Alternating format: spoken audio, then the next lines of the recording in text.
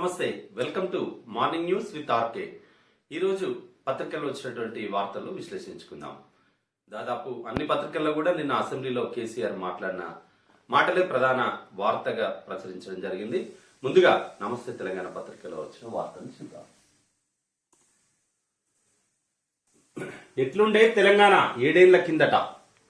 ఎండిన వాగులు, ఎండిన చెరువులు, ఎండిన మల్లు, ఎండిన చేలు, ఎండిన గొంతులు, ఎండిన కండ్లు, ఎండిన మనుషులు, బాధ నిండిన మనసులు.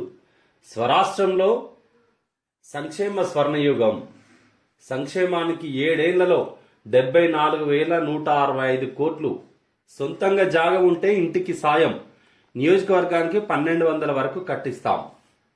త్వరలో విధి విధానాలు. సీఎం కేసీఆర్. 7 ఏళ్లలో ఏం జరిగింది? ఏ మహత్తు మాయ చేసింది? చెరువులు వాగుల నిండా నీలాల నీళ్లు, చేదబావుల నిండా చేతికందే జలాలు, ఇండ్ల ముందటి వాకిట్ల నిండా నల్లాలు, మోటారు ఆగకుండా నిండా కరెంటు, చిలకలు పొలాల నిండా పచ్చదనం పరవళ్ళు, గాదెలు గరిసెల నిండా పొర్లుతున్న వడ్లు, రహదారుల నిండా కమ్ముకున్న చెట్లు, పల్లెలు పట్టణాల నిండా అభివృద్ధి ఆనవాళ్లు. దేన్ని కాదనగలం? ఏది అబద్ధమనగలం? ఎవరనగలరు ఇవేవి నిజం కాదని? ఇందులో ఏ ఒక్కటైనా జరగలేదని? కండ్ల నిండా నీళ్లు కమ్ముకున్న దుర్భర దృశ్యం నుంచి ఇప్పుడు నేలంతా నీళ్ళై సంబరం నీలాకాశమైంది. అదను తప్పిన భూమంతా ఇప్పుడు పదనే పచ్చదనమే. విత్తులే కాదు ఇప్పుడు ఆశలు అంకురాలు అవుతున్నాయి. మొక్కలు చెట్లే కాదు బతుకులు చిగురిస్తున్నాయి. దేన్ని కాదనగలం? ఏది అబద్ధమనగలం? కళ్ళెదుట నిలిచిన సత్యాన్ని కళ్ళు చూపిస్తుంటే, నిన్నటి అనుభవాన్ని నీ మనసే పోల్చి చెప్తుంటే, 7 ఏళ్ల కిందటి కాకా వికలమైన నేల ఆకు ఆకు చిగురించి ఆశగా పరవశిస్తుంటే, ఎవరనగలరు ఇవేవి నిజం కాదని? ఎవరనగలరు ఇది పనిచేసే ప్రభుత్వం కాదని? ఎవరనగలరు ముఖ్యమంత్రి కేసీఆర్ తెలంగాణను తెరిపిన పడేయలేదని? ఎవరనగలరు ఇలాంటి ప్రభుత్వం వద్దని? ఒక మంచి కవితాత్మకంగా రాయడం జరిగింది. 7 ఏళ్ల పాలనలో కేసీఆర్ చేసినటువంటి అభివృద్ధిని కవితాత్మకంగా రాయడం జరిగింది. రాష్ట్రంలో సంక్షేమ రంగంలో స్వర్ణయుగం నడుస్తుందని కేసీఆర్ అన్నారు. 7.5 ఏళ్ల టీఆర్ఎస్ పాలనలో ప్రజా సంక్షేమ పథకాల కోసం 74,000 కోట్లు ఖర్చు చేశామని తెలిపారు. సంక్షేమ పథకాలపై శుక్రవారం అసెంబ్లీలో స్వల్పకాలిక చర్చకు సీఎం జవాబిచ్చారు. టీఆర్ఎస్ ప్రభుత్వ వివిధ వర్గాల సంక్షేమానికి వెచ్చించిన నిధుల పూర్తి లెక్కలను సభ ముందు ఉంచారు. కేంద్రం నుంచి రాష్ట్రానికి భారీగా నిధులు వస్తున్నాయన్న ప్రతిపక్షాల ప్రచారంపై ఆయన మండిపడ్డారు. కేంద్రమే అప్పట్లో అప్పుల్లో ఉందని మనకేమిస్తుందని ప్రశ్నించారు. రాష్ట్రం నుంచి కేంద్రానికి వెళ్లింది 2.24 లక్షల కోట్లు అయితే కేంద్రం తిరిగి ఇచ్చింది 42,000 కోట్లు మాత్రమేనని వెల్లడించారు.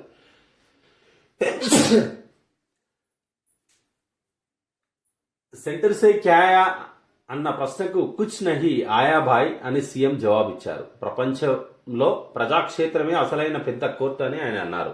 పనిచేసే వారినే ప్రజలు కోరుకుంటారని స్పష్టం చేశారు. టీఆర్ఎస్ పరిపాలన కావాలని ప్రజలు కోరుకుంటున్నట్లు అన్ని ఎన్నికల్లో తననే గెలిపిస్తున్నారని చెప్పారు.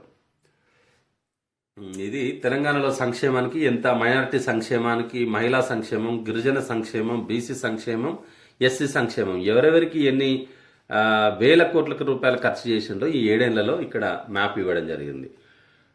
మైనారిటీలకు 6,971 అంటే ఖర్చు చేసిందేమో, ఇక్కడ కేటాయించిందంత 925, 4,500, 3,438, బీసీలకు 6,593, 6,198, ఇట్లా మొత్తం ఈ 74,165 కోట్లు ఖర్చు చేస్తున్నారు. ఉమ్మడి రాష్ట్రంలో 10 ఏళ్లలో తెలంగాణ ప్రాంతంలో సంక్షేమంపై సగటున ఏడాదికి చేసిన ఖర్చు 2,166 కోట్లు. తెలంగాణలో 7 ఏళ్లలో కేసీఆర్ ప్రభుత్వం సంక్షేమంపై సగటున ఏడాదికి చేసిన ఖర్చు 10,595 కోట్లు. 10 ఏళ్ల కాంగ్రెస్ పాలనతో పోలిస్తే సగటున 5 రెట్ల కంటే ఎక్కువ. ఇది సంక్షేమంపై ఖర్చు. వడ్లు కొనబోమంటున్న కేంద్రం, మరి రైతులు ఏం చేయాలి? రాష్ట్ర ప్రభుత్వం ఏం చేయాలి? ఇక్కడ అన్ని మతాలు సమానమే. రాష్ట్రంలో ఆధ్యాత్మిక పరిమళం. కొత్త జిల్లాలు, రిజర్వాయర్లు, పంపౌజులకు దేవుళ్ల పేర్లు నవంబర్ ఆఖరిలో లేదా డిసెంబర్లో యాదాద్రి గుడి పునఃప్రారంభం. వేలాది మంది ఋత్విక్కులతో మహాసుదర్శన యాగం.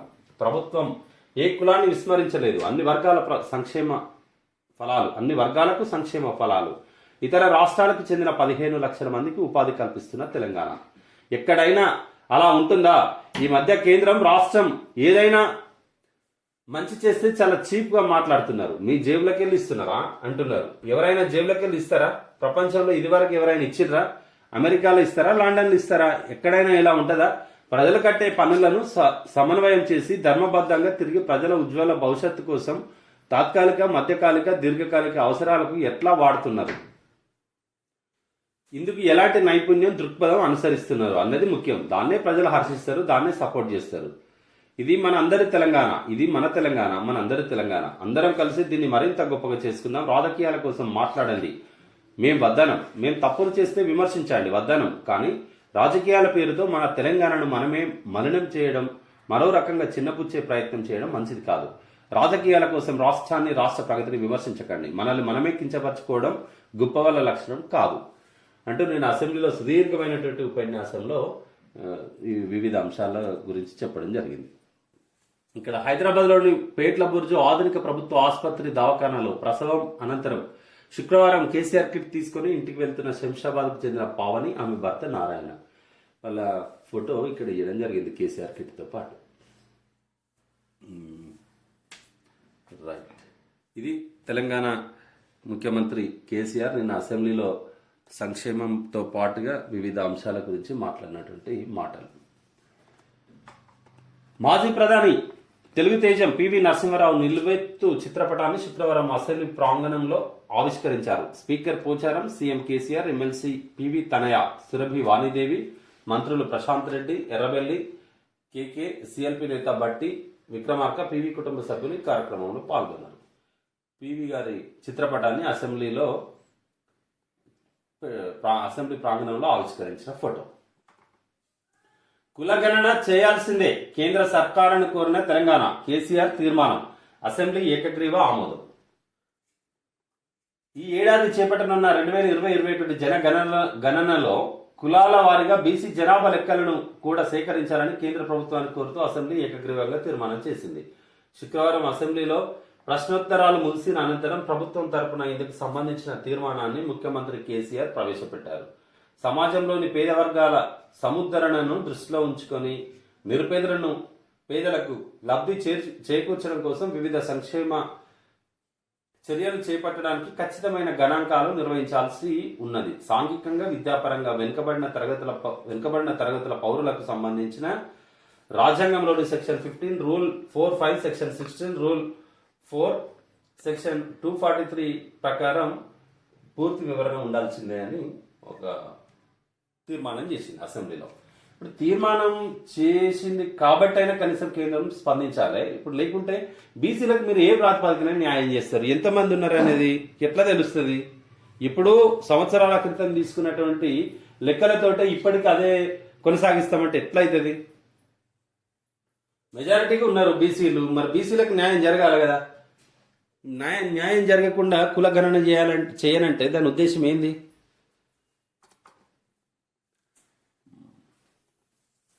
టాటా ఏ మహారాజా, టాటా సన్స్ చేతికి ఎయిర్ ఇండియా 18,000 కోట్ల బిడ్కు ప్రభుత్వం ఆమోదం. డిసెంబర్ కల్లా పూర్తి కానున్న ఒప్పందం. 2వ ఏడాది ఉద్యోగులకు వీఆర్ఎస్. ఎయిర్ ఇండియా మళ్ళీ టాటా కంపెనీ చేజిక్కించుకోవడం జరిగింది. గతంలో 62 సంవత్సరాల క్రితం, సుమారు 68 సంవత్సరాల క్రితం టాటా వాళ్ళే ప్రారంభించిన ఎయిర్ ఇండియా ప్రభుత్వం తీసుకుంది. ఇప్పుడు మళ్ళీ ప్రభుత్వం దగ్గర నుంచి టాటానే 18,000 కోట్లకు బిడ్డు దాఖలు చేసి తీసుకున్నాడు. హైదరాబాద్లో కుండపోత, లింగోజిగూడలో 10.6 సెంటీమీటర్ల వర్షం. నిన్న సాయంత్రం బీభత్సమైనటువంటి వర్షం హైదరాబాద్లో. ఇక్కడెక్కడ ఎన్ని కాలనీలు మునిగినావో ఏం జరిగిందో. ఐఎంపీఎస్ పరిమితి 5 లక్షలు, నగదు బదిలీపై ఆర్బీఐ కీలక నిర్ణయం. డిజిటల్ లావాదేవీలకు మరింత ఊతం. ఐఎంపీఎస్ ఆన్లైన్లో 5 లక్షల వరకు ఇప్పుడు పంపించుకునేటువంటి పరిమితి పెంచింది. మంచిది, ఈ మధ్య ఎక్కువైపోతున్నాయి కదా డిజిటల్ లావాదేవీలే. ఏమిటి పెట్రో బాధుడు, ఆర్బీఐ తీవ్ర ఆందోళన. భారీ పన్నులపై అసంతృప్తి, ద్రవ్యోల్బణం పెరుగుతున్నది, కేంద్రం నిర్ణయం తీసుకోవాలి. శక్తి కాంతదాస్ విస్పష్ట సూచన. పెట్రోల్పై మరో 30 పైసలు, డీజిల్పై 35 పైసలు పెంపు. ఆకాశాన్ని అంటుతున్న పెట్రోల్ డీజిల్ ధరలు రిజర్వ్ బ్యాంక్ సైతం గుబులు పుట్టిస్తున్నాయి.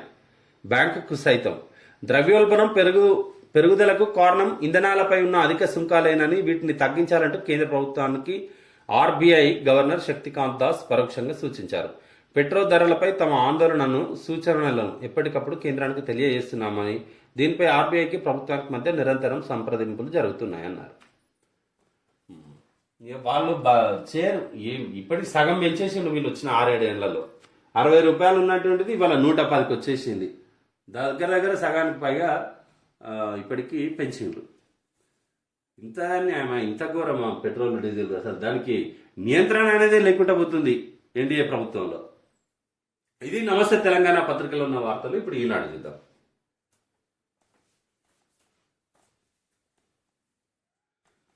సొంత జాగాల్లో ఇళ్ల పథకం, ఒక్కో నియోజకవర్గానికి 1000 నుంచి 1500 మందికి లబ్ధి. డయాలసిస్ కేంద్రాలు పెంచుతాం.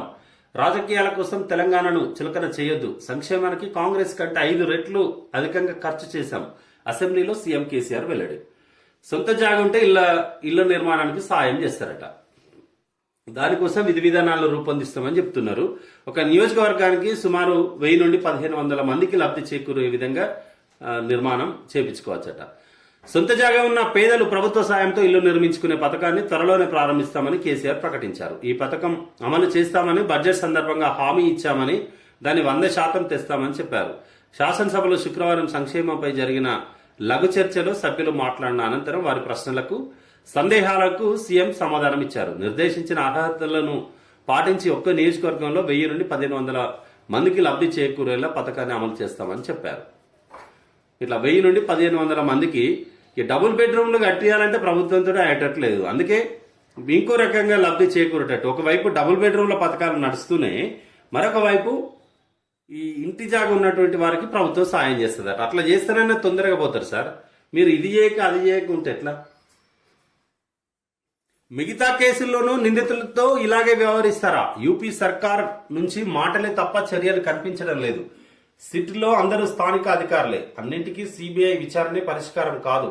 లఖింపూర్ ఖేరీ కేసులో సిజేఐ జస్టిస్ ఎన్వి రమణ వ్యాఖ్యలు. ఒక హత్య జరిగిందంటే హుటాహుటిన ఎంతమందిని అరెస్ట్ చేస్తారు, ఏ రకంగా పోలీసులు వ్యవహరిస్తారు దర్యాప్తులో భాగంగా? ఇప్పటికి లఖింపూర్ ఖేరీలో ఒక 2 అరెస్ట్ చేసిండు. మంత్రి కొడుకు ప్రధానమైనటువంటి నిందితుడు అని ఒక దిక్కు ప్రత్యక్ష సాక్షులు చెప్తుంటే, ఇంతవరకు కేంద్ర హోంశాఖ మంత్రి కొడుకానా లేకుంటే బీజేపీ అధికారంలో ఉందానా? ఇంతవరకు చర్యలు లేవు. అన్ని అరెస్ట్ చేయలేదు. ఎంత దారుణంగా ఒక జలియన్ వాలాబాగ్ లాగా దారి వెంట వాళ్ళు ఒక శాంతియుతంగా నడుచుకుంటూ పోతుంటే వెనుక నుండి కార్లు మొత్తం ఒక స్మాష్ చేసుకుంటూ ఇట్లా వాళ్ళను యాక్సిడెంట్ చేసి చంపేసి వాళ్ళను ఇంతవరకు చర్యలు తీసుకోకుంటే ఎట్లా? బాగా మంచిగా మాట్లాడింది సుప్రీంకోర్టు. సాహస పాత్రికేయులకు శాంతి నోబెల్, మరియా దిమిత్రులకు పురస్కారం. వేధింపులకు వెరవక అక్రమాలను వెలుగులోకి తెచ్చారంటూ ఎంపిక కమిటీ కితాబ్. 2 సాహస పాత్రికేయులకు శాంతి నోబెల్ పురస్కారం వచ్చిందట. పుట్టింటికే ఎయిర్ ఇండియా 18,000 కోట్లతో 100% వాటా టాటాలకు. పునర్వైభవం తెస్తాం రతన్ టాటా. ఓకే, ఏదైతే రతన్ టాటాలు మళ్ళీ వారి చేతికి ఎయిర్ ఇండియా వచ్చింది 18,000 కోట్లతో. ఆఫ్ఘాన్లో ఉగ్రఘాతకం, మసీదులో ఆత్మాహుతి దాడి, 46 మంది మృతి, 143 మంది గాయాలు. ఇస్లామిక్ స్టేట్ ముష్కర చర్య. ఇది ఆఫ్ఘాన్లో ఇక నడుస్తూనే ఉంటుంది. ఆఫ్ఘనిస్తాన్లో వీళ్ళని వాళ్ళు చంపండి, వాళ్ళు తాలిబాన్లు జనాన్ని చంపండి. ఇది ఈనాడు పత్రికలో ఉన్నటువంటి వార్తలు. ఇప్పుడు ఆంధ్రజ్యోతి చూద్దాం. సాహస పాత్రికేయునికి శాంతి నోబెల్, మరియారెసా మురాటోన్ 2021 గాను 2 జర్నలిస్టుల ఎంపిక. ఫిలిప్పీన్స్ వెబ్ జర్నలిస్ట్ మరియారెసా, రష్యా పాత్రికేయుడు మురాటోవ్లకు పురస్కారం. 2 జర్నలిస్టులకి ఈ పురస్కారం వచ్చింది. సొంత గూటికి ఎయిర్ ఇండియా 68 ఏళ్ల తర్వాత మళ్ళీ టాటా గ్రూప్ చేతికి. 18,000 కోట్లకు దక్కించుకున్న టాటా సన్స్ కేంద్రానికి నికరంగా దక్కనుంది 2,700 కోట్లే. 15,300 కోట్లు ఎయిర్లైన్స్ రుణం టాటాకు బదిలీ. ఇదంతా అప్పే ఉన్నది అన్నట్టు. 15,300 కోట్లు నికరంగా మాత్రం 2700 కేంద్రానికి పోతుంది, 700 కోట్లు. ఇక్కడ ఎయిర్ ఇండియా ఈ కలర్ అంతా మారిపోతుందేమో, టాటాది వస్తుంది కావచ్చు. ఇక్కడ ఆఫ్ఘాన్ మసీదులో ఐఎస్ ఆత్మాహుతి దాడి, 55 మంది మృతి, భారీగా క్షతగాత్రులు, మృతులు పెరిగే అవకాశం. ప్రార్థన మధ్యలో కూర్చొని పేల్చుకున్న ఉగ్రవాది. షియా ముస్లింలే లక్ష్యంగా కుందూజ్లో దారుణం, భయానకంగా మసీదు ప్రాంగణం. విదేశీ బలగాల నిష్క్రమణ తర్వాత భారీ ఘటన. కుందూజ్లోని షియాల మసీదులో ఆత్మాహుతి దాడిలో తునాతునకలైన దేహ భాగాలు. వీరిని వాళ్ళు షియా ముస్లింలపై సున్నీలు, ఇట్లా రకరకాల. వడ్డీ రేట్లు తగ్గవు, రేపో రేట్లో యథాతథాస్థితి కొనసాగింపు. ఐఎంపీఎస్ పరిమితి 5 లక్షలకు పెంపు. ఆర్బీఐ ద్రవ్యపరపతి విధానం. ఈసారి ఏమో వడ్డీ రేట్లు ఏం తగ్గవట. గత సంవత్సరంలో, అంతకుముందు సంవత్సరం కొంచెం తగ్గిస్తూ వచ్చింది కదా, ఇప్పుడు ఏం తగ్గదట ఆర్బీఐ. ఐఎంపీఎస్ది మాత్రం 5 లక్షలకు పెంచుతున్నారు. నిందితులను బతమాలుతారా? లఖింపూర్ దర్యాప్తు ఏమాత్రం బాగోలేదు. అరెస్టు చేసి కదా విచారణ చేయాలి. యూపీ పోలీసులపై సుప్రీం తీవ్ర అసంతృప్తి. మిగతా హత్య కేసులో ఇలాగే వ్యవహరిస్తారా? సిబిఐకి కేసు ఇచ్చినా ఉపయోగం ఉండదు. తీవ్రంగా వ్యాఖ్యానించిన జస్టిస్ రమణ బెంచ్. విచారణ ఈ నెల 20కి వాయిదా. కాంగ్రెస్ ఎదురుదాడి, నిరాహార దీక్షలో సిద్ధు. లఖింపూర్ కేరీ ఘటనలో పోలీసుల దర్యాప్తు తీరుపై సుప్రీంకోర్టు తీవ్ర అసంతృప్తి వ్యక్తం చేసింది. పోలీసులు హుందాగా ప్రవర్తించాల్సింది అని అభిప్రాయపడింది. ఐపీసీ సెక్షన్ 302 హత్య కింద నమోదయ్యే కేసుల్లో మీరు ఇలాగే వ్యవహరిస్తారా? నిందితుడిని విచారణకు పిలిచి దయచేసి విచారణకు రండి, వివరాలను మాకు అందజేయండి అని మర్యాదగా నోటీసులు ఇస్తారా? ముందు అరెస్టులు చేసి తర్వాత విచారణ జరుపుతారు కదా, మరి ఈ కేసులో నిందితులను ఇంకా ఎందుకు అరెస్టు చేయలేదు అంటూ ప్రశ్నల వర్షం కురిపించింది. Justice N V Ramana, justice Suryakant, justice Hima కోహ్లీల ధర్మాసనం శుక్రవారం ఈ కేసును మరోమారు విచారించింది. పోలీసుల దర్యాప్తు, రాష్ట్ర ప్రభుత్వ చర్యల పట్ల తీవ్రమైన అసంతృప్తి వ్యక్తం చేసింది సుప్రీంకోర్టు. ఒక మామూలు హత్య జరిగితే ఇడిచిపెడతారా? ఇట్లా ఎంత నానా బీభత్సం చేయరు పోలీసులు, ఇడిచిపెడతారా? ఒక్కరైనా కుటుంబ సభ్యులను తీసుకపోడు రకరకాలుగా. నిన్న కేంద్ర మంత్రి ఇంటికి పోయి ఒక చిన్న నోటీసు అతుకుపెట్టి వస్తున్నారు పోలీసు ఆయన. తీవ్రమైన విషయాల్లో పోలీసులు ఏ విధంగా చర్యలు తీసుకుంటారో ఈ కేసులో అలా జరగలేదు. మాటలు తప్పితే చర్యలే కనిపించడం లేదు. అసలు ఏ సందేశాన్ని మనం పంపుతున్నాం? 8 మందిని దారుణంగా చంపినప్పుడు నిందితుల పట్ల చట్టం తన పని తాను చేసుకుపోవాలి. రాష్ట్ర ప్రభుత్వం తగిన చర్యలు తీసుకుంటుందని ఆశిస్తున్నాం. సుప్రీంకోర్టు ఇది ఇట్లా గట్టిగా చెప్తేనే వాళ్ళు వింటారు, మామూలుగా ఏడింటారు. జస్టిస్ రమణ రాజ్యాంగంపై ప్రమాణాన్ని నిలబెట్టుకున్నారు, ప్రజాస్వామ్యాన్ని కాపాడుతున్నారు. ఈ విషయంలో పాతవారు విఫలం. CJI Ramana correct. దుష్యంత్ దవే అంటే సుప్రీంకోర్టు అడ్వకేట్. రాజ్యాంగంపై ప్రమాణాన్ని నిలబెట్టుకున్నారు, పాతోళ్ళు మాత్రం కరెక్ట్ కాదని చెప్తున్నారు. సకాలంలో ఫీజులు చెల్లించకుంటే విద్యార్థులపై చట్టపరమైన చర్యలు. ప్రైవేట్ పాఠశాలల స్వేచ్ఛను రాష్ట్ర ప్రభుత్వాలు హరించజాలవు. రాజస్థాన్ స్కూల్ అప్పీల్పై సుప్రీం 5 నెలల వివాదం కొలిక్కి. సకాలంలో ఫీజులు చెల్లించకుంటే విద్యార్థులపై చట్టపరమైన చర్యలట. ప్రైవేట్ పాఠశాలల స్వేచ్ఛను రాష్ట్ర ప్రభుత్వాలు హరించజాలవు. మరి విద్యార్థులకు చెప్పకున్నా కూడా వీళ్ళు ఇష్టం ఉన్నట్టు ఫీజులు పెంచుకోవచ్చు. ప్రభుత్వాలు జీవోలు జారీ చేసినా కూడా ప్రైవేట్ పాఠశాలలు జీవోలకు అనుగుణంగా ఏ ప్రైవేట్ పాఠశాల అయినా పాటిస్తున్నారా? మీ ఇష్టం ఉన్నట్టు ఫీజులు పెంచుకోవచ్చు, మీ ఇష్టం ఉన్నట్టు వివరించవచ్చు, కానీ సకాలంలో ఫీజులు చెల్లించకుండా మాత్రం విద్యార్థుల మీద చర్యలు తీసుకోవచ్చట. మీరు ఫస్ట్ పాఠశాలలో ఏదేదైతే చేయాలనో అవి చేసిన తర్వాత మీరు విద్యార్థుల మీద చర్యలు తీసుకుంటే బాగుంటుంది. కోవిడ్ చికిత్సలో భారీ బిల్లులకు పరిష్కారం, ఆందోళన వద్దు, సుప్రీంకోర్టు భరోసా. మరి ఏం రిలీఫ్ ఇచ్చిందో చూడాలి లోపల పేజీలో. భారీ బిల్లులకు ఆందోళన వద్దట, సుప్రీంకోర్టే భరోసా ఇచ్చింది. ఓకే, ఇక్కడ ఇంకొక వార్త. జాగా ఉంటే ఇల్లు, సొంత స్థలం ఉన్న వారికి నిర్మాణానికి డబ్బులు ఇస్తాం. ప్రతి నియోజకవర్గానికి 1000 నుండి 1500 ఇల్లు. తలసరి ఆదాయంలో ఏపీ కంటే మనమే బెటర్. రాష్ట్రానికి కేంద్ర ప్రభుత్వం ఏమీ ఇవ్వలేదు. సిఎస్ఎస్ల కింద వచ్చింది 42,000 కోట్లే. కేంద్రానికి వెళ్ళింది 2.74 లక్షల కోట్లు. దేశాన్ని సాకే రాష్ట్రాల్లో తెలంగాణ ఒకటి. అసైన్డ్ భూములను తీసుకోవద్దని చెప్పాం. ఫీల్డ్ అసిస్టెంట్ల సమస్యపై పునరాలోచిస్తాం. ప్రాజెక్టులపై ఏకపక్షాన్ని ఢిల్లీకి తీసుకెళ్తాం. డిసెంబర్లో యాదాద్రి ప్రారంభం. అసెంబ్లీలో సంక్షేమంపై చర్చలు సీఎం కేసీఆర్. ప్రజలు తమ సొంత స్థలంలో ఇంటిని నిర్మించుకునే పథకాన్ని త్వరలో ప్రారంభిస్తామని సీఎం కేసీఆర్ అసెంబ్లీ వేదికగా ప్రకటించారు. ప్రతి అసెంబ్లీ నియోజకవర్గానికి 1000 నుంచి 1500 ఇళ్లను మంజూరు చేస్తా అని చెప్తున్నారు. దీనికి సంబంధించి త్వరలోనే ఒక విధి విధానాలు ఖరారు చేస్తామని శుక్రవారం శాసనసభలో సంక్షేమంపై జరిగిన స్వల్పకాలిక చర్చలో భాగంగా సీఎం వివరణ ఇచ్చారు. ప్రభుత్వమే స్థలాలను తీసుకుని లేదా ఇదివరకే ఉన్న కాలనీలో డబుల్ బెడ్రూమ్ ఇళ్లను నిర్మిస్తుంది. ఈ పథకం కోసం పెద్ద ఎత్తున నిధులు మంజూరు చేశాం. హైదరాబాద్ లో కొన్ని చోట్ల 9, కొన్ని చోట్ల 7 అంతస్తులతో లిఫ్టులు పెట్టి కడుతున్నారు. ఇలాంటి వాటి నిర్మాణానికి 11 లక్షల దాకా అవుతుంది. గతంలో మంత్రి నియోజకవర్గంలో 100 మంది లబ్ధిదారులుంటే 140 ఇళ్లను మంజూరు చేశారు. ఇది చాలా ఘోరంగా మిగతా పేజీలో లోపల ఉంది. సరే, ఇదన్నా జాగా చాలా మందికి జాగాలు ఉన్నాయి, వాళ్ళు ఇల్లు కట్టుకోవడానికన్నా అవకాశం ఇవ్వాలి. ఎందుకంటే మన తెలంగాణ ప్రభుత్వం వచ్చిన తర్వాత చాలా కొద్ది చోట్ల మాత్రమే డబుల్ బెడ్రూమ్ల పంపిణీ జరిగింది. అన్ని నియోజకవర్గాల్లో జరగలేదు కాబట్టి ప్రభుత్వానికి కూడా మంచి పేరు వస్తుంది. 7 సంవత్సరాల్లో ఇవ్వలేదు అనేటువంటి ఒక అపవాదం కూడా ప్రభుత్వానికి పోయే అవకాశం ఉంటుంది. చాలా మందికి సొంత జాగాలు ఇల్లు కట్టుకోవడానికి గతంలో ఉమ్మడి రాష్ట్రంలో ఎట్లయితే ఇచ్చేదో మీరు అంతకు మంచిగా మీరు ఇల్లు కట్టుకునేటోళ్ళకి సహాయం చేయాలి. బీసీ జనగణన చేపట్టండి, కేంద్రానికి కొరత అసెంబ్లీ తీర్మానం. శాసనసభలో ఏకగ్రీవ ఆమోదం. హర్షం వ్యక్తం చేసిన బీసీ సంఘాలు. సీఎంకు కృతజ్ఞతలు చెప్పిన నేతలు. మంత్రులు బీసీ ఎమ్మెల్యేలతో పాటు ఆర్ కృష్ణ కూడా కేసీఆర్ కృతజ్ఞతలు తెలిపిండు. పోడు రైతులకు పట్టాలు ఇస్తాం. 3వ వారంలో దరఖాస్తుల స్వీకరణ. తుఫాను బాధిత రైతుల్ని ఆదుకుంటాం. ఫసల్ బీమా ప్రీమియం ఎక్కువ. సీఎం బీమా ప్రీమియం ఎక్కువ కాబట్టి తుఫాన్ బాధితుల రైతులను ఆదుకుంటారని ముఖ్యమంత్రి చెప్తున్నారు.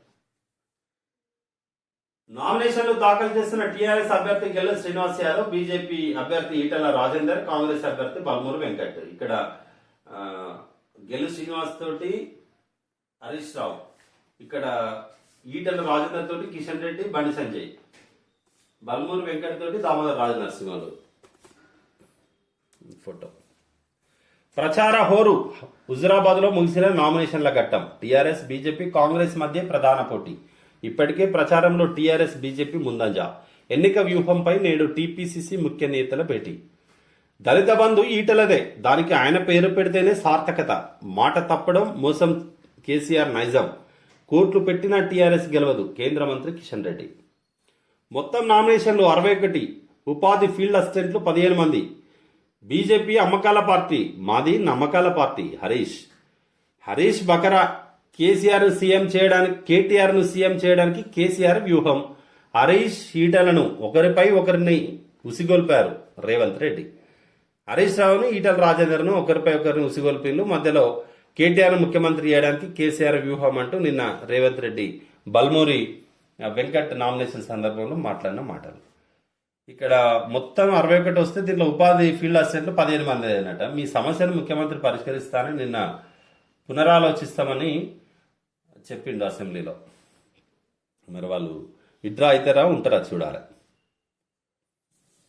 ఇది ఒక వార్త. ఇటు అరుణాచల్ వద్ద భారత్ చైనా సైనికుల ఘర్షణ. వాస్తవాధీన రేఖ దాటిన చైనా ఆర్మీ 5 కిలోమీటర్ల మేర లోపలికి ప్రవేశం. 100 మంది సైనికుల చొరబాటు. భారత గస్తీ దళాలతో కాసేపు ఘర్షణ. కమాండర్ల చర్చలు. చైనా వెనక్కి. ఎప్పుడు 4 రోజులకు ఒక్కసారి చైనోడు ఇటు పాకిస్తాన్లతోటి ఘర్షణ వాతావరణమే. వీళ్ళు ముందుకు రావడం, మళ్ళా వాళ్ళు చనిపోవడం. దుర్మార్గులు ఇది వీళ్ళు. ఇంటర్ ఫస్ట్ ఇయర్ పరీక్షల తేదీలో స్వల్ప మార్పులు. 29న జరగాల్సిన పరీక్షలు 31కి మార్పు. 30న జరగాల్సిన పరీక్షలు నవంబర్ 1కి. హుజురాబాద్ ఉప ఎన్నికల నేపథ్యంలో రీషెడ్యూల్. ఇంటర్మీడియట్ బోర్డు ప్రకటన. ఇంటర్మీడియట్ బోర్డు 2 ఎగ్జామ్స్ 29, 30న జరగాల్సిన ఎన్నికలను మార్చిండ్రు ఒక రోజు తర్వాతకి. ఎందుకంటే ఎలక్షన్ ఉంది కాబట్టి 30న. హుజురాబాద్ గెజిట్ అమలుపై బోర్డుల దూకుడు. ప్రాజెక్టులను ఆధీనంలోకి తీసుకునే దిశగా అడుగులు. 10, 11 తేదీల్లో కేఆర్ఎంబీ సబ్ కమిటీ సమావేశాలు. 11న జిఆర్ఎంబీ, 12న కేఆర్ఎంబీ సర్వసభ్య భేటీలు. అనంతరం సంస్థాగత నిర్మాణంపై నోటిఫికేషన్ జారీ. ఇప్పుడు గెజెట్ ఒక కేంద్ర ప్రభుత్వం తీసుకొచ్చినటువంటి గెజెట్ అమలుకు బోర్డుల దూకుడట 10-11 తేదీల్లోనే వీటిని ఈ ప్రాజెక్టులను అధీనంలోకి తీసుకునే విధంగా అడుగులు వేస్తున్నారు. ఇవి ఆపాలనేమో ప్రభుత్వం కొట్లాడుతుంది, తెలంగాణ ప్రభుత్వం. హెటిరో డ్రగ్స్ పై ఐటీ సోదాలు, 200 కోట్ల నగదు గుర్తింపు. 3వ రోజు కొనసాగుతున్న తనిఖీలు, 30 చోట్ల ఐటీ శాఖ అధికారుల సోదాలు. 6 నెలలు ఆధారాలు సేకరించాకే దాడులు. తనిఖీల్లో 300 మంది దాకా ఐటీ సిబ్బంది. హైదరాబాద్ కేంద్రంగా పనిచేస్తున్న ఫార్మాస్యూటికల్ కంపెనీ హెటిరో డ్రగ్స్ కార్యాలయంలో ఆదాయ పన్ను శాఖ అధికారుల సోదాలు 3వ రోజు కొనసాగాయి. శుక్రవారం రాత్రి కడపటి వార్తలు అందేసరికి హెటిరో డ్రగ్స్ కార్యాలయాల్లో ప్లాంట్లు, ల్యాబ్ డైరెక్టర్ల ఇళ్లలో జరిగిన సోదాల్లో 200 కోట్ల దాకా నగదు గుర్తించినట్లు సమాచారం. ఒక సంస్థ కార్యాలయంపై జరిపిన దాడుల్లో ఇంత పట్టుకోవడం ఫస్ట్ కావచ్చు. నిన్న మొన్న అత్యధికంగా శ్రీమంతుల జాబితాను విడుదల చేసింది. నిన్న మొన్న పత్రికల్లో వచ్చినాయి. మెజారిటీగా మన దగ్గర నుండి ఉన్నోళ్ళు ఎవరంటే ఈ డ్రగ్స్ ఈ వ్యాపారంలో ఉన్నోళ్ళే. హెటిరో కావచ్చు, అరబిందో కావచ్చు, ఫార్మా రంగంలో ఎవరైతే ఉన్నారో ఫార్మా రంగంలో ఉన్న వాళ్ళందరూ టాప్ 10లోనే ఉన్నారు. మరి ఎందుకు వాళ్ళకే అంత లాభాలు ఎందుకు ఉన్నాయో తెలియదు. ఆ మందుల ధరలు అన్నది తగ్గియచ్చు కదా. మందుల ధర దివీస్ ల్యాబ్, హెటిరో, అరబిందో అది కొంచెం తగ్గిస్తే ప్రజలకన్నా బాధితులకన్నా ఉపయోగపడుతుంది కదా. మీరే లాభాలు 1000 కోట్లు సంపాదించే బదులు. వణికించిన వాన, హైదరాబాద్ శివార్లలో భారీ వర్షాలు, వరదలతో రహదారుల జలమయం. మహేశ్వర మండలంలో రికార్డు స్థాయిలో 13.68 సెంటీమీటర్ల నమోదు. నగరంలో సరూర్ నగర్లోను 12.85 సెంటీమీటర్ల వర్షపాతం. సాగర్ రింగ్ రోడ్లో మునిగిన కార్లు, మొత్తం కార్లు మునిగిపోయినాయి. దిల్సుఖ్ నగర్లో వరదపోటు. హైదరాబాద్తో పాటు శివార్లలో శుక్రవారం భారీ వర్షాలు కురిశాయి. హైదరాబాద్ నగరంలో దాదాపు గంటన్నర పాటు కుండపోతగా కురిసిన వర్షంతో జనజీవనం స్తంభించిపోయింది. ఉదయం నుంచి మధ్యాహ్నం 3 గంటల వరకు పొడి వాతావరణం ఉన్నా సాయంత్రం 4:30 గంటలకు పలు ప్రాంతాల్లో మబ్బులు కమ్ముకున్నాయి. ఈ క్రమంలో రాత్రి 7:30 గంటలకు మోస్తరుగా ప్రారంభమైన వర్షం క్రమంగా ఉధృతంగా మారి దాదాపు గంటన్నర పైగా ఆగకుండా కురిసిన వర్షాలతో రోడ్లు మొత్తం పెద్ద ఎత్తున వరద పోటెత్తింది. వాహనాలు ఎక్కడికక్కడనే స్తంభించిపోయినాయి. ఇది ఇక్కడ ఆంధ్రజ్యోతిలో వచ్చినటువంటి వార్తలు. వెలుగు పత్రిక చూద్దాం. ఆడిపాడిన టీచర్లు. మహబూబ్ నగర్ జిల్లా కేంద్రంలో శుక్రవారం విద్యాశాఖ ఆధ్వర్యంలో టీచర్లు, సిబ్బంది బతుకమ్మ ఆడారు. రాష్ట్ర వ్యాప్తంగా 3వ రోజు ముద్దపప్పు బతుకమ్మ సంబరాలు కొనసాగాయి. తీరొక్క పూలతో తీర్చిదిద్దిన బతుకమ్మల ముందు ఆడబిడ్డలు కైగట్టి ఆడిపాడారు. ఇవి తెలంగాణ పత్రికలు కాబట్టి ఫస్ట్ బతుకమ్మనే వేసుకున్నారు. వెలుగు పత్రిక మీతో ఎవరు వేయలే. మన నమస్తే తెలంగాణ వేయాలి కదా ఒక ఫోటో, మన పండుగ కాబట్టి. రాష్ట్రంలో అన్ని అద్భుతమే. ఏ తెలంగాణ కావాలనుకున్నామో ఆ తెలంగాణ అయ్యింది. రాష్ట్రంలో అన్ని రంగాల్లో ప్రగతి సాధిస్తున్నది. అసెంబ్లీలో సీఎం కేసీఆర్. మన నుంచి వలసలు తగ్గినాయి.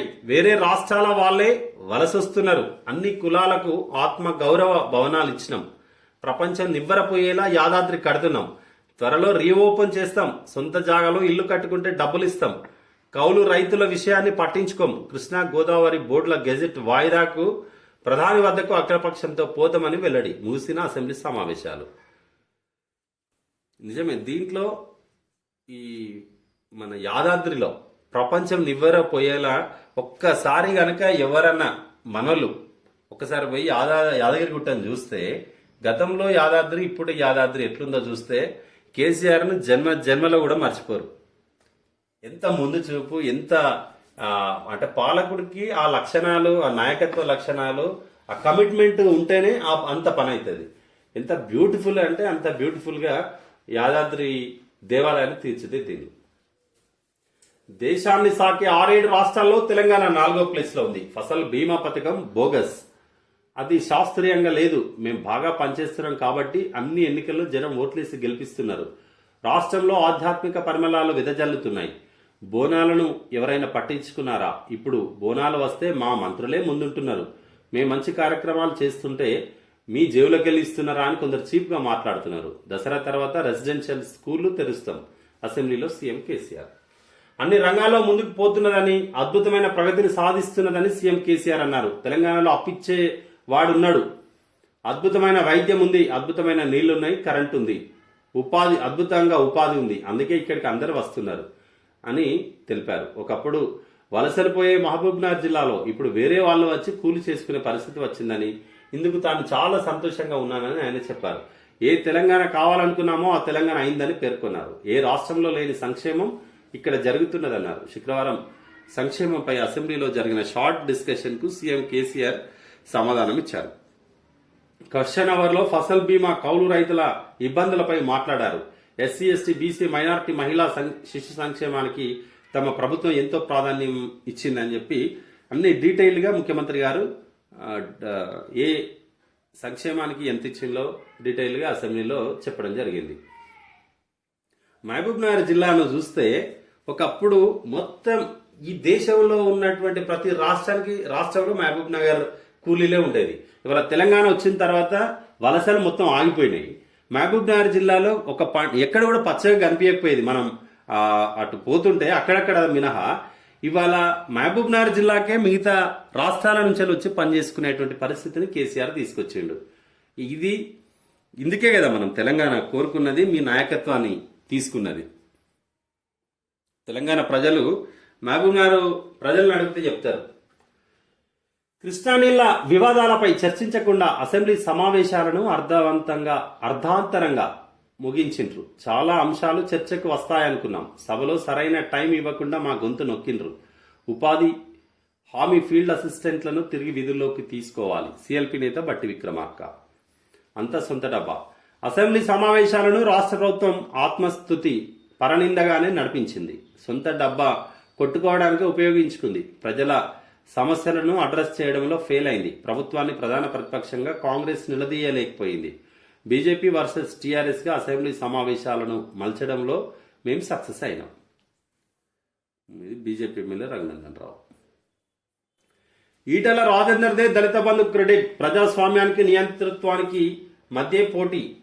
3.5 కోట్ల మంది భవిష్యత్తును తీర్చిదిద్దే ఎన్నిక ఇది. కేంద్ర మంత్రి కిషన్ రెడ్డి. ఈటల రాజీనామాతో కేసీఆర్ కుటుంబ పీఠాలు కదులుతున్నాయి. కేసీఆర్ దిమ్మ తిరిగేలా ఓటర్లు తీర్పు చెప్తారు. ఈటల నామినేషన్ వేస్తున్నప్పుడు బండి సంజయ్, కిషన్ రెడ్డి కేంద్ర మంత్రి ఫోటో. నామినేషన్ వేస్తున్న కాంగ్రెస్ అభ్యర్థి వెంకట్ పక్కన దామోదర రాజనరసింహ, పొన్నం ప్రభాకర్. స్టూడెంట్లు, యువకులే కేసీఆర్ గద్దె దించాలి. అందుకే హుజురాబాద్ లో స్టూడెంట్ లీడర్ ను నిలబెట్టినాం. PCC chief Revanth Reddy. Covert operation చేసిన కౌశిక్ రెడ్డికి తగిన శాస్తి తప్పదు.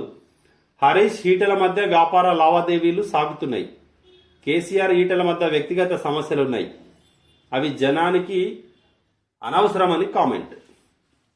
ఓకే, ఇది నిన్న ఇద్దరు కాంగ్రెస్, బీజేపీ, టీఆర్ఎస్ ముగ్గురు నిన్ననే నామినేషన్ దాఖలు చేసింది. ఎయిర్ ఇండియా టాటా గూటికే 18,000 కోట్లకు బేరం. ఎయిర్ ఇండియా తిరిగి టాటా గ్రూప్ చేతుల్లోకి వెళ్ళింది. ఎయిర్ ఇండియా కోసం టాటా గ్రూప్ సబ్సిడరీ చాలాస్ ప్రైవేట్ లిమిటెడ్ 18,000 కోట్లకు బిడ్ వేసి దక్కించుకుంది. ఎయిర్ ఇండియాను జేఆర్డి టాటా 1932లో స్టార్ట్ చేశారు, అంటే 68 సంవత్సరాల క్రితం. మొదట ఈ కంపెనీ పేరు టాటా ఎయిర్లైన్స్ గా ఉండేది. టాటా ఎయిర్లైన్స్ ను 1953లో ప్రభుత్వం నేషనలైజ్ చేసి ఎయిర్ ఇండియాగా మార్చింది. అంటే అప్పుడు ఇందిరాగాంధీనా అప్పుడు 53లో వాళ్ళేమో, అంటే కాంగ్రెస్ పార్టీ వాళ్ళు ఉన్నప్పుడేమో ప్రభుత్వ పరం చేసిండ్రు. టాటా ఎయిర్లైన్స్ ను ప్రభుత్వం నేషనలైజ్ చేసి ఎయిర్ ఇండియాగా పేరు మార్చింది. ఇప్పుడేమో అప్పులైనాయని చెప్పేసి అన్ని అమ్ముకోండి. ఇటు ఎయిర్ ఇండియా అమ్ములి, అటు ఇంకా బిఎస్ఎన్ఎల్ అమ్మింది. ఈ ఏడాది ఆగస్టు 31 నాటికి ఎయిర్ ఇండియా అప్పులు 61,562 కోట్లు. ఇందులో 15,300 కోట్లను టాటా పే చేసే డబ్బులతో తీరుస్తారు. మిగిలిన 46,266 కోట్ల అప్పులు ప్రభుత్వం సంస్థ air India assets holding limited కు వెళ్తాయి. ఇది అందుకే అప్పుల పాలైందని అమ్ముతున్నారు. 3 గంటలు కుండపోత. హైదరాబాద్ లో నీట మునిగిన పలు కాలనీలు. హైదరాబాద్ చింతలకుంట వద్ద నాలాలో కొట్టుకుపోయిన బైక్ ను బయటకు తీస్తున్న సిబ్బంది. సిటీ అంతటా ట్రాఫిక్ జామ్. సరూర్ నగర్ లో అత్యధికంగా 13 సెంటీమీటర్ల వర్షపాతం. రాష్ట్ర వ్యాప్తంగా వర్షాలు. జనగామ జిల్లా బచ్చన్నపేటలో 9.5 సెంటీమీటర్ల వాన. మరో 4 రోజులు వర్షాలు. వాతావరణ శాఖ. నిన్న హైదరాబాద్ లో భారీగా ఇక్కడనే సరూర్ నగర్ ఏరియాలోనే బాగా పడ్డదట, ఈ ఎల్బీ నగర్ సరూర్ నగర్ ప్రాంతంలో. ఇది వెలుగు పత్రికలో వచ్చినటువంటి వార్తలు. ఇది ఈనాటి ప్రధాన పత్రికలో వచ్చినటువంటి వార్తలు. వర్షాలు, నిన్న వర్ష బీభత్సం తెలుసు. మళ్ళీ వాతావరణం ఎట్లుంటుందో ప్రజలు అత్యవసరమైతేనే బయటకు వెళ్ళండి, జాగ్రత్తగా ఉండండి. మా వీడియో కనుక మీకు నచ్చినట్టయితే లైక్ చేయండి, షేర్ చేయండి, మా అవర్ న్యూస్ ఛానల్ని సబ్స్క్రైబ్ చేయండి. Thank you.